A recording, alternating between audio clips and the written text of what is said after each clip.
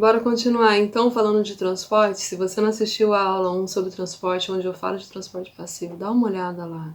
Agora a gente vai falar um pouco mais sobre transporte ativo, ok? Então assina a minha chamadinha dando like nesse vídeo. E se você ainda não é inscrito no canal, por favor, se inscreva.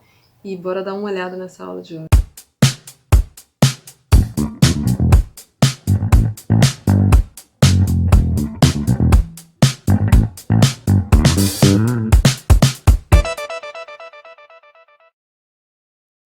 Tudo bem? Então bora lá dar uma olhada nisso? Na primeira aula eu falei para vocês mais ou menos a diferença entre transporte passivo e transporte ativo, né? Eu preciso relembrar isso para a gente continuar. Transporte passivo, ele não gasta energia, né? Não gasta ATP, e ele é a favor de um gradiente de concentração, então ele busca o equilíbrio. E o transporte ativo, eu até brinquei que ele era tipo político, né? Ele gasta ATP, gasta energia, certo? Gasta energia ATP. E ele é contra um gradiente de concentração, contra um gradiente, certo? Então ele tira daquele que tem pouco e passa para aquele que tem muito.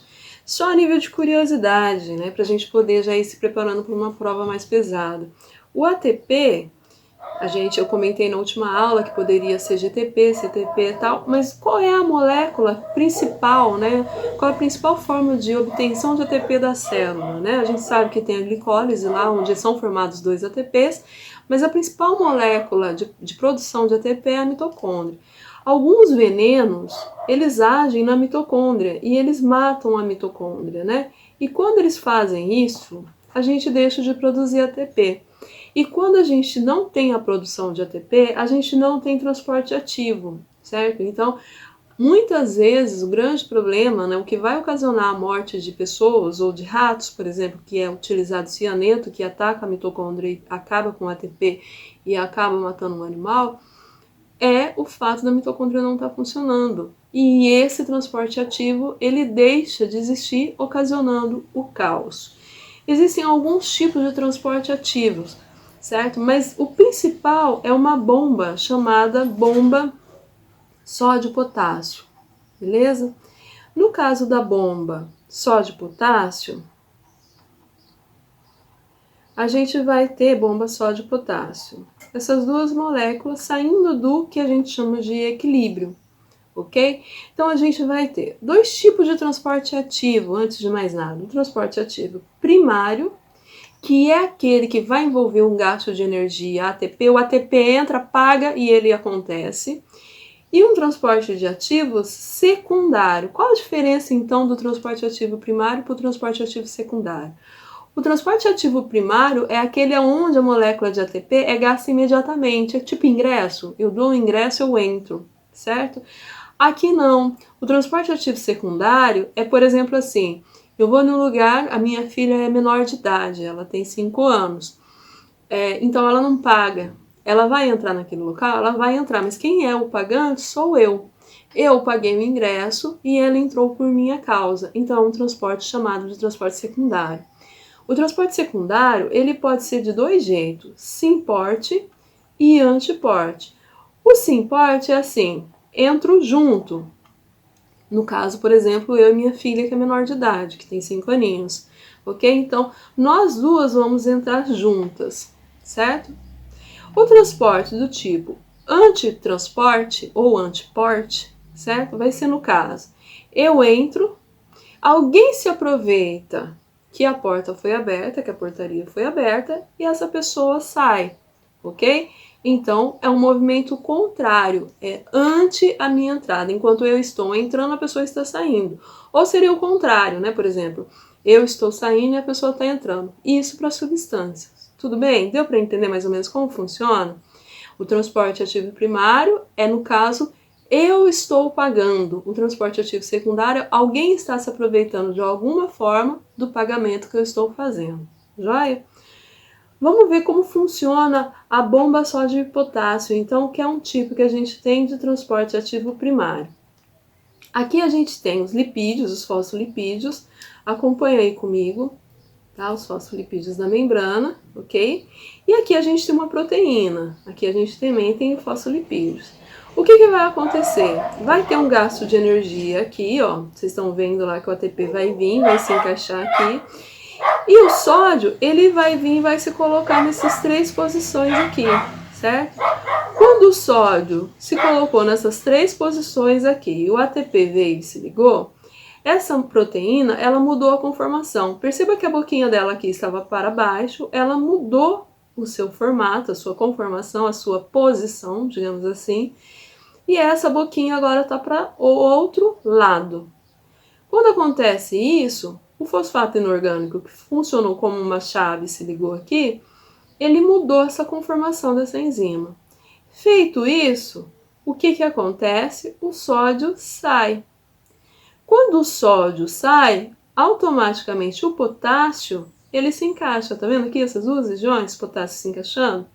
Potássio se encaixou, o PI, que é o fosfato inorgânico, que era lá do ATP, se desliga dessa molécula e o fosfato acaba entrando. Então percebam, vai sempre entrar 3 sódios nessa posição e depois, gasto de energia, 2 potássio nessa, vai entrar. Como se a gente representa isso? Vamos supor que aqui fosse a célula, pensa assim, o potássio, que tem a letra K, que é o meu nome, Kátia, ele tem que estar por dentro da célula, né? E o sódio, ele tem que estar numa concentração maior na célula. Óbvio que o sódio tende a entrar por transporte passivo e o potássio a sair por transporte passivo. Mas como a gente está falando de transporte ativo, o pouquinho de potássio que eu tiver lá fora vai entrar para a célula por transporte ativo. E o pouquinho de sódio que tem dentro da célula vai sair da célula por transporte ativo. Então a célula aproveita essa energia com gás de ATP para fazer com que o potássio entre e o sódio saia. Joia? Então isso vai estar acontecendo gastando energia. E qual é o nome disso? Bomba, sódio, potássio. Tá? Beleza? Temos as bombas de cálcio também, temos outras bombas. Eu peguei essa porque essa é a mais clássica. Joia? E o transporte secundário, o ativo secundário. Nesse caso, a gente teria, por exemplo, gastou energia para o potássio entrar, mas de repente eu tenho uma outra substância que queira entrar junto com o sódio. E nesse caso, eu vou ter um transporte, se está entrando junto, vai ser symporte. Agora, se um está entrando e o outro está saindo, vai ser antiporte. Então, symporte é junto. Ou na mesma direção. Aí, como assim, Kátia? Que direção é essa?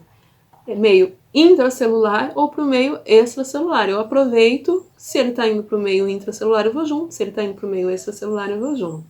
E o antiporte ou antitransporte? Em direções opostas. Beleza? Joia? Bora continuar então. E transporte em blocos? O que é um transporte em blocos? É quando eu tenho que transportar uma grande quantidade de alguma coisa. Quando entra alguma coisa dentro da célula, que a membrana toda se envolve naquele movimento, eu chamo de endocitose. Então, endocitose é uma entrada para dentro da célula, entrada na célula, ok? E ela pode ser de 2 tipos. Fagocitose, fago, pensa no fago de alguma coisa, beleza? Então, fagocitose vai ser um sólido. Eu acho que eu penso em fago, eu lembro, sei lá, favo de mel, alguma coisa assim, porque eu sempre penso em alguma coisa sólida, tá? E pinocitose, pensa no pipi, você vai no banheiro fazer pipi. O pipi é o quê? Normalmente é líquido, né? Então, pinocitose, líquido, certo? Então, aqui eu vou ter uma entrada de uma quantidade grande de sólido e aqui de uma quantidade grande de líquido. Exemplo, né? A gente tem a célula de defesa e tem as amebas que fazem isso. Eu vou falar das amebas porque eu curto bastante as amebas. Então faz de conta que isso aqui é uma ameba com seus pseudópodes, certo?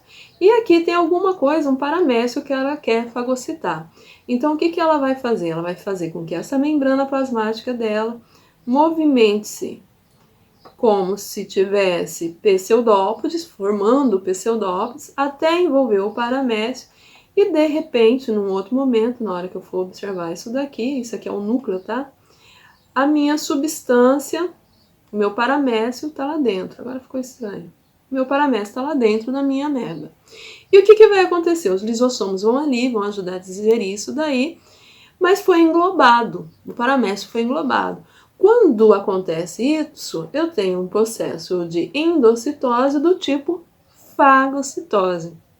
Suponhamos então que a minha ameba digeriu núcleo, paramécio, digeriu, conseguiu absorver o que ela queria de dentro daquele paramécio, mas sobrou alguma coisa que não dá certo. Agora eu preciso excretar isso. O que, que ela vai fazer?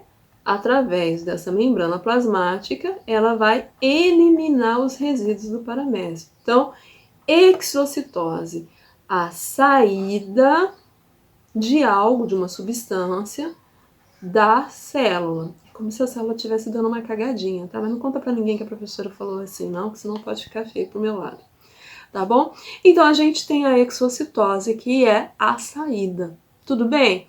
Deu para entender como funciona isso? É um montão de informações, né? Se você não entendeu, comenta aí, fala para mim, Kátia, eu não entendi, me explica qual parte.